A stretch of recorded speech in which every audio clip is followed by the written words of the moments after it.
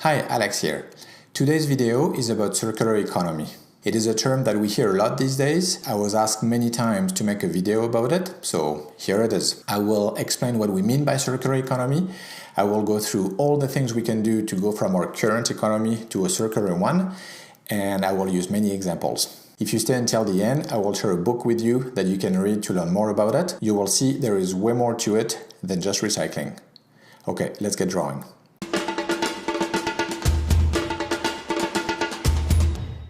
When my son was 3 years old and asking his mommy what was this circular economy thing she was working on, here is what she told him. It is when everything is healthy food for something else. So simple and sweet. I loved it. In other words, it means running the economy like nature runs its own business. Plants use carbon dioxide and nutrients to grow and produce oxygen. Animals use oxygen and create carbon dioxide and nutrients. Nothing is wasted. It is a closed-loop system. Circular economy is generally opposed to the linear economy, take, make, waste, we have been running for many years. Some people also use the term cradle to cradle as opposed to cradle to grave. As explained in my triple bottom line video, the economy is part of society, which is part of the environment. You can click here if you want to watch this video. Now let's look at the economy. We can split into two categories the things that we need to run into closed loops. Technical materials, biological materials. Technical materials have this typical life cycle. Raw materials are mined, the product is manufactured, then it is transported to be used until the end of its life. We often tend to think about the end of life and the importance of recycling, and this is true. But for our economy to be circular, there are many things we can do before the end of life.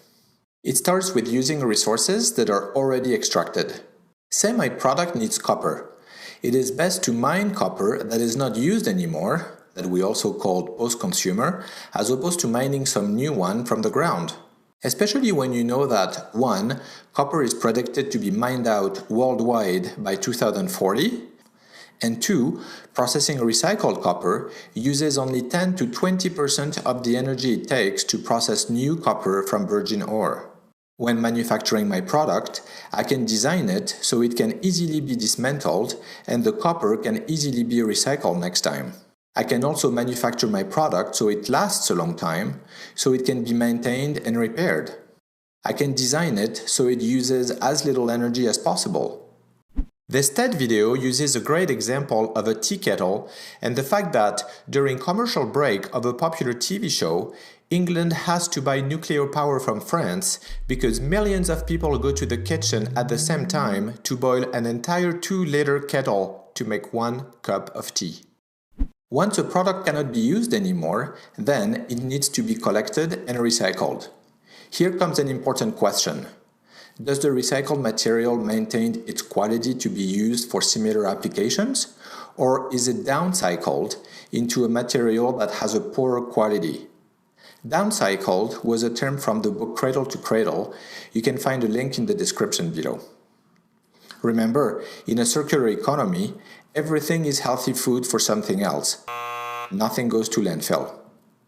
Biological materials are farmed or collected and then possibly processed and transported before reaching the consumer. Once consumed, they can be used to create biogas, biochemicals, or be composted. Finally, they can go back to nature to restore it. But again, in a circular economy, nothing goes to landfill. Two transition strategies can be very helpful as we're trying to create a circular economy. Substitution and dematerialization. Substitution is about using different resources to achieve the same goal. For example, the world is running out of lithium. So, unless we can recycle lithium batteries more efficiently, sodium-ion batteries might be a better option for car manufacturers in the future. Dematerialization refers to using less of a resource to serve the same economic function in society. As an example, Interface is the world's largest designer and maker of commercial modular carpet. But they don't sell the carpet anymore. Their customers buy the service of having carpet on their floor. Interface is in charge of maintaining and repairing the carpet, and they do that very efficiently because it is their specialty and they control the entire process. Using tiles, they can replace only the ones that need replacing. The old tiles go back to the factory to be recycled, where new tiles are made with 98% recycled or bio-based content. How is that for almost circular? Of course, creating a circular economy is only one piece of the sustainability puzzle, and many other aspects have to be taken into account to get 100% sustainable. Climate change, sustainable energy, sustainable agriculture, social sustainability, etc. As promised in the beginning, here is a great book I recommend if you want to learn more. It is very well put together and it talks about circular economy in the modern age.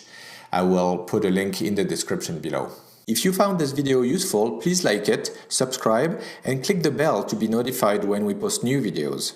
You can help us make more videos to learn about sustainability for free by making a pledge on our Patreon page or by giving us a tip on our website sustainabilityillustrated.com. Thank you to all our patrons, and I will see you in the next video.